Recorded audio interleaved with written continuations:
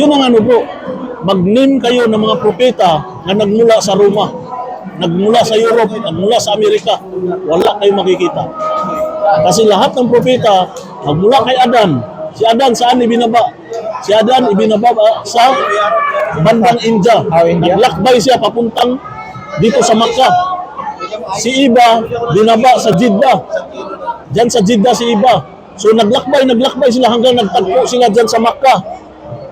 Si Iba at saka si Adan. At diyan sila nagkakilala at humingi sila ng kapatawaran sa Panginoon na si Allah. At pinatawad sila.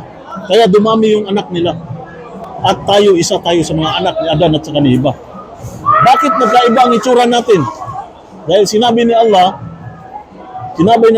sa banal na Quran, ginawa tayo, mula tayo sa isang paris, Adan at saka sa Iba. Mula tayo sa isang paris na nilikha ni Allah, ng Diyos tagapaglikha si Adan at saka sa Iba. Nagkaiba tayo ng itsura, kasi bakit? Anong purpose? Para magkakilanlan tayo. Kung ang lalaki tayo, kapariho ng itsura ni Adan, at ang babae, kapariho itsura ni Iba, paano lang pag-asawa ko, asawa niya, di matira ko yung asawa niya, kamukha yung asawa niya sa kaasawa ko. Ay baka ako, kamukha rin niya, kamukha